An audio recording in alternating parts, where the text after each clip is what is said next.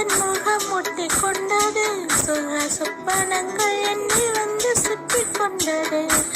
என்னை விட்டு தென்றல் கொஞ்சம் தள்ளி சென்றது, நான் உந்தன் பேரை சொன்ன போது அள்ளி கொண்டது.